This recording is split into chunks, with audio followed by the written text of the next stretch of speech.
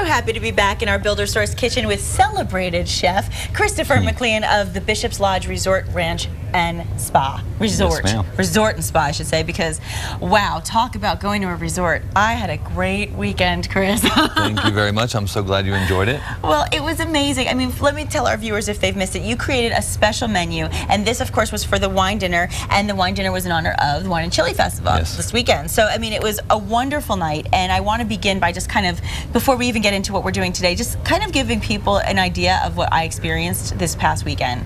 Because you really impressed me, I must say, and it was just spectacular from start to finish. We actually have some pictures. Tell us a little bit about it, because of course it was the Clos Duval wine dinner, and so that was where we started, and you did some wine pairings. Yes, absolutely. Clos Duval is one of my all-time favorite wineries. After living in Napa Valley for many years and touring and tasting in 172 different vineyards over there, fell in love with Clos Duval and all their different wines that they've got.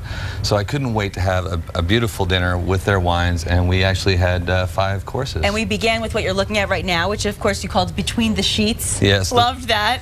It was a house-made pasta, and then there's our scallop, which is a colossal scallop, a little bit of foie gras, and a rhubarb beet chutney. It was incredible. Best scallop I think I've ever had in my life. Thank you very much. And that is a little quail breast with something that's called stone fruit mostarda salsa. It's different peaches, pears, plums, lots of things that have been stewed up, and a little bit of sweet onion marmalade. And then for our main dish, we did a buffalo tenderloin and a forever braised buffalo short rib tamale, and that's a huitlacoche sauce. That tamale's bringing back great memories. I'm having sense memory. And this dessert, unbelievable, of course called the forgotten bread. Yes, in France they actually eat these for dessert, or the French toast, whereas we eat them for breakfast. So we had a little blackberry ice cream, fresh made from our pastry chef to go with it. And there we all are together. Of course, there's our good friend Rich Burney. Yes, sir. There he is. And of course, we also have you and me and Natalie. Natalie, who's our liquid muse, she was here. And we also, our producer Kristen was able to make it, and it was just a really special night all around. Thank you so much. I'm glad that you enjoyed it. Yeah, and I just want to send a thank you, even on the air, to everybody for everything that they did for us, because it was just beautiful. And the hotel accommodations, I mean, forget that. Wonderful. I can't even go there because that was just spectacular. And we will talk more about it as we continue on. But in the meantime, let's look ahead now. You're also planning a beer dinner. Yes, we're having a beer dinner next Wednesday night. We're actually having Monk's Ale, which is a New Mexico beer actually made by monks, and it's very exciting. They're in Pecos, so I'm really happy that to be working with Berkeley Merchant, who's leading the way with Monk's Ale, and it's going to be a wonderful evening that night. And we're even going to feature what we're making today on the show. Okay, and what are we making today? Today we're actually using the Monk's Ale, and we're making a beer battered, a Monk's Ale and blue corn battered squash blossom. Lots of fun. It's a vegetarian dish. We actually got the squash blossoms from our garden at Bishop's Lodge. We have a great organic garden up there, and or an heirloom garden. So we're gonna have a lot of fun today. Yeah, the heirloom garden. I mean, it's absolutely spectacular. When you walk around the entire property, I mean, the things that you see, it is so breathtaking, and the fact that you can use the resources of the property for your cooking makes it that much more spectacular. Yes, including all the apple trees that were so old that we're making our apple butter with. And I even brought you a jar today. Oh, yay! I can't wait to try that. I heard all about it. Okay, so let's get started. Tell us how we begin. What we're going to do is start by making the filling for our squash blossoms, and we're going to take mirepoix, which is actually onion, celery, and carrot, and we're going to make a very, very small dice with that. So what I'm going to start with, turn this up to medium, there we go. You want to put a pan on medium to low to medium setting, because what we want to do actually is we want to sweat these instead of sauteing them and turning them brown. We just want to leave them with their natural nice little color. And in case you're wondering how I just did that into nice little brunoise, I am. That was amazing. Can cut through a quartered piece and then just chop it into little bits right there. Oh my gosh. So today we're going to work on some knife skills as well. Good, because I really need help. There's our onion. Next, also with the celery, which I cut in half just a moment ago, and then I'm going to turn it also into very fine dice. Making a small batch for us today so that we can see how it's done. Now, after that, it smells amazing, by the way, already. I love it. That's a good thing. And it smells like fall, doesn't it, Chris? It's just got that fall feeling in the air already. It's going to be wonderful. Now, the trick with a carrot, a lot of people don't know how to make small dice with a carrot. Please show me. And you can save all your outside edges for kids or anybody, or even for yourself for a snack, so you're not wasting anything. Okay. But you basically trim off the edges like that. Okay. I hope everybody can see that. And then you're going to cut down straight through like this, and using your fingers to guide your knife. Okay. Then you're going to re-stack it up like this. Go back through again. There we go. See how that works? Gosh, yeah, you make it look so easy. It is easy. You just take a little practice and you'll have a good time in your kitchen. And a good knife always helps too. Indeed. So over there we go. That's a good place to start right there. Thank you. What we're going to do is actually take a little bit of blended oil. It's a vegetable oil, actually. Okay. And we're going to put a little bit in our pan, not too much. Okay. The recipe is also on the Casa. Yes, it will be on Casa.com for everybody to be able to try this at home. So, although I certainly do recommend coming into you, but if they want to try it, now they know how.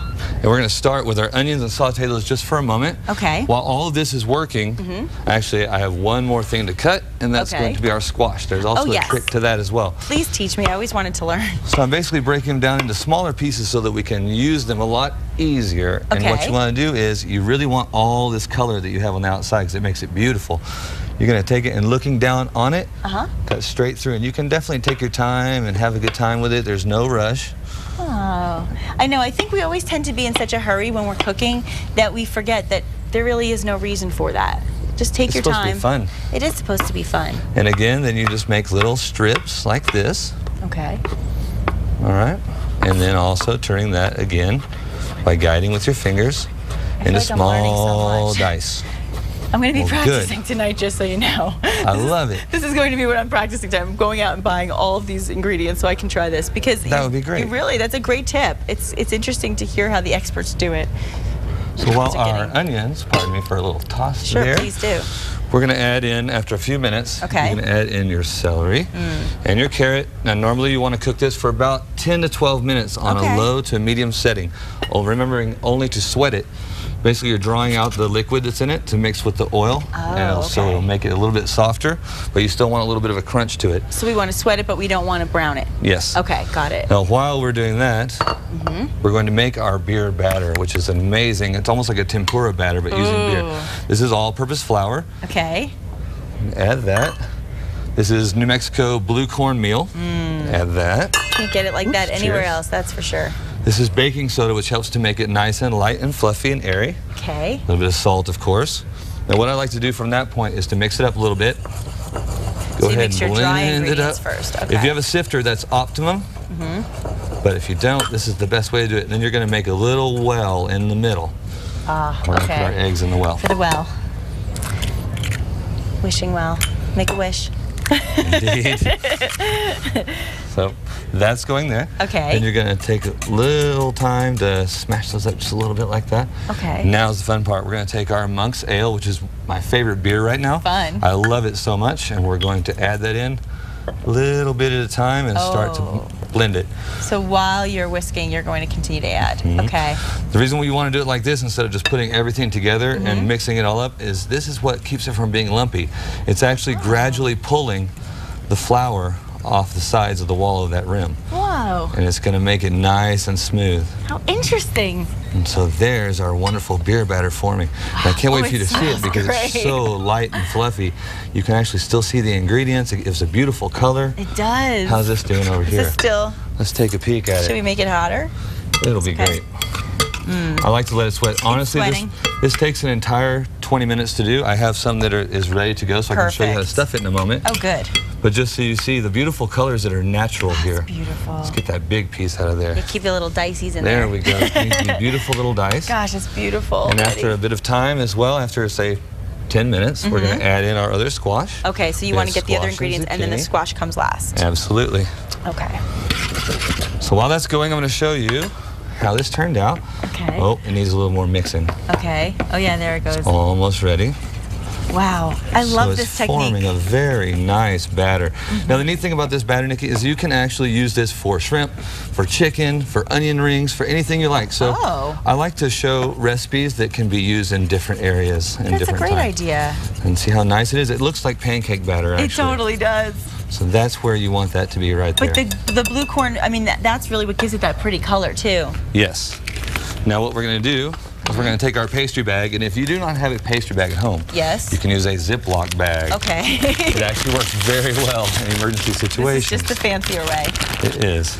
So I like to take this and mold it around your hand so you can hold it well. Okay. This is a really good trick that I learned from some of my chefs. This is a good trick. And we're going to load it with our, see how it ended up?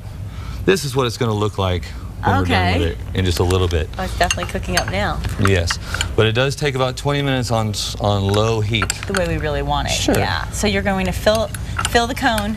Yes.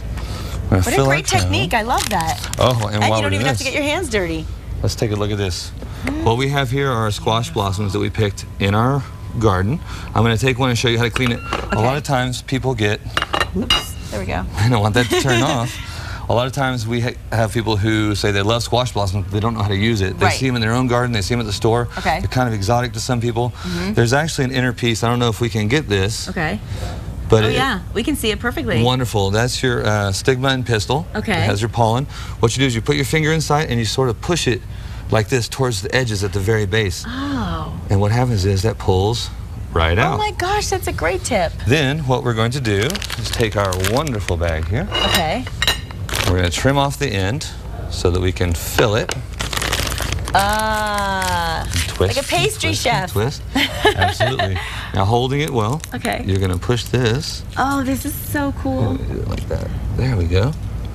So you fill it like this. Oh my gosh, and it looks like a pretty flower now. Absolutely. And I want to just, while you're doing that, I want to remind all our viewers where they can find Bishop's Lodge Ranch Resort and Spa, of course, which is also a proud member of the New Mexico Restaurant Association. You can head on out to 1297 Bishop's Lodge Road. You can call 505-629-4822 or 800-768-3586, and you can always go to bishopslodge.com for details and to make reservations for any of the wonderful events that you have. And let's fry one up, and then we'll show them what we're going to be doing when we come back from break. And with gravity. Yeah, with gravity. What you want to do is twist the end as if it's a little piece of candy. Okay. And you're going to seal that. Oh, that's how you do it. I'm going to get my batter. Love this. And we're going to dip it and get a little bit messy, but that's okay. That's okay. That's the fun part. Dunk that in there like that. Remembering that gravity will work against you, so you don't want to put it in upside down. You don't want to tip it down. Yeah. Oh, wow.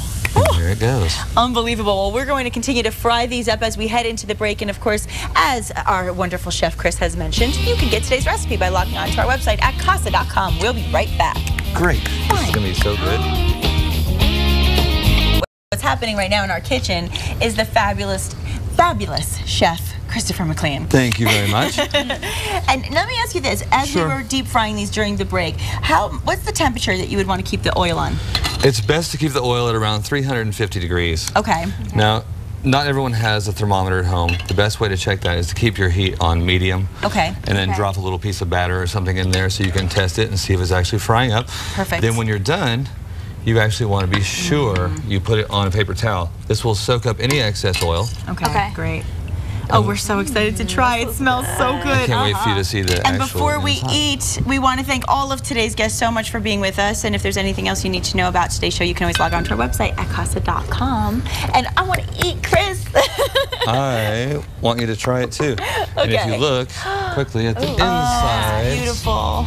Just so you can see what the insides look like. It's an explosion of color and flavor. An explosion of color. All natural. Oh my gosh. How's that? Beautiful. Beautiful, beautiful. I hope that you enjoy it. We're going for it. We are. Okay. Ready? All right, yeah, let's try it. Oh, the dip. This is an avocado dip, actually, as well. So I hope that you like it. Oh my gosh. Good stuff. Are you crazy? You know, you can also put different meats inside there too. Good morning, everybody.